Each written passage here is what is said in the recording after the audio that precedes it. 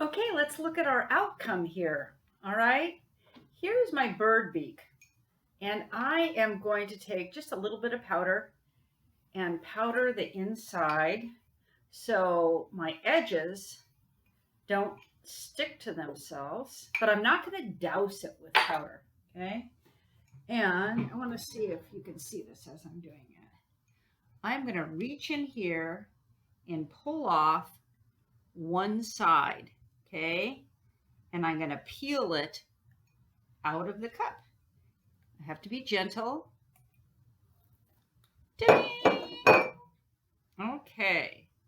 So I've got one side that is sticking to itself. Okay. But this is where I will start with my bird beak. Okay. What else does this remind you of? Does this remind you of,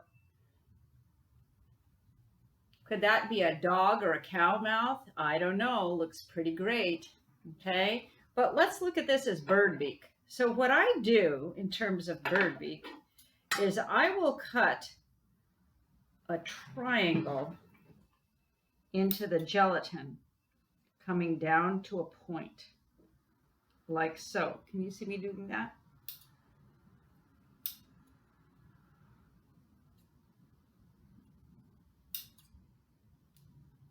Okay. And then I am going to kind of even it up there. Okay. And so what I have, can you see this? Voila. Isn't that a nice little bird beak? Okay, now check this out. What if we want a bigger bird beak? All right. So I will cut a bigger triangle. All right. So let me see if I can get my glasses to hold this on. Oh, yeah. Yeah, that's pretty nice. That's a pretty good looking bird beak now. Look at that. Okay, see that bird? That beak is coming up to meet the larger beak.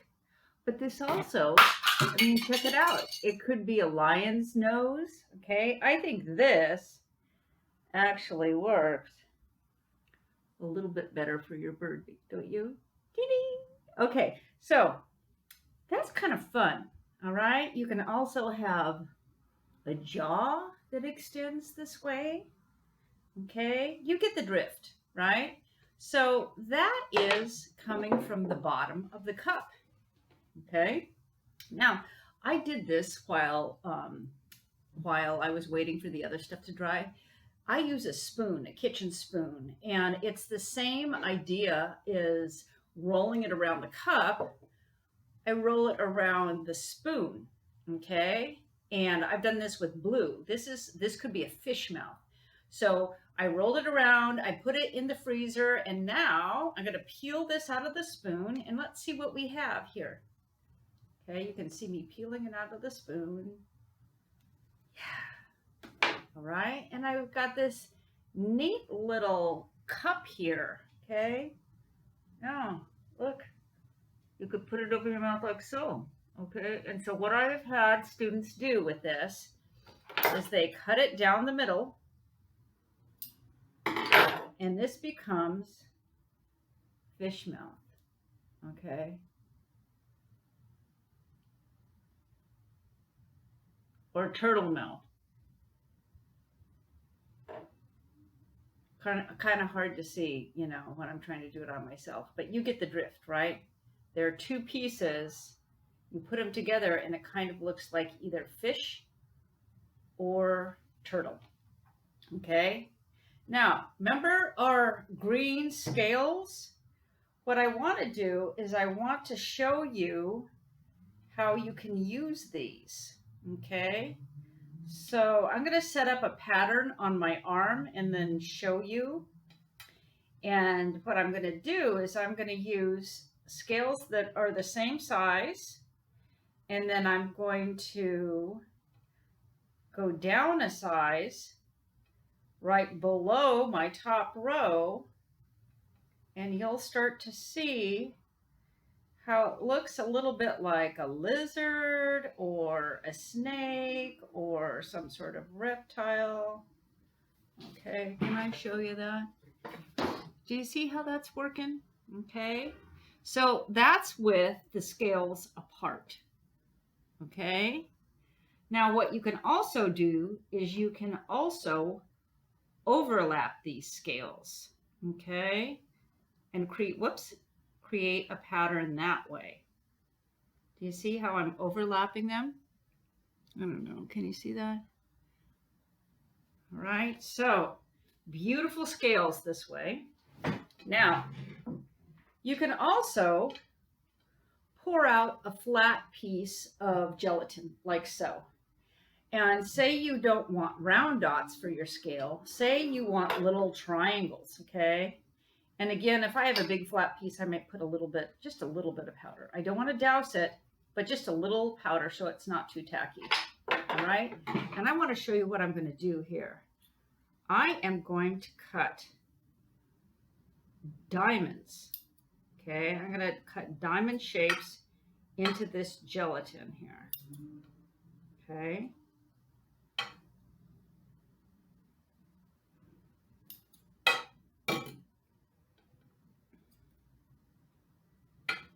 And you can cut these diamonds in different sizes. And then here, you can set them up on your face like so. And that also, gosh, that was not super helpful. Okay, let me turn it this way. There we go. You can set them up in a diamond pattern, and that's kind of snake-esque or fish.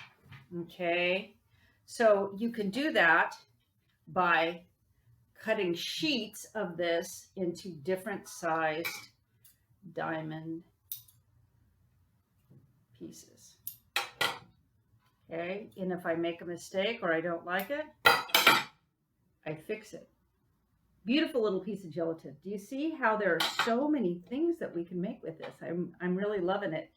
Okay, and then finally I want to show you this. I poured this also. This is a nice big slab, and I want to show you what you can do with this.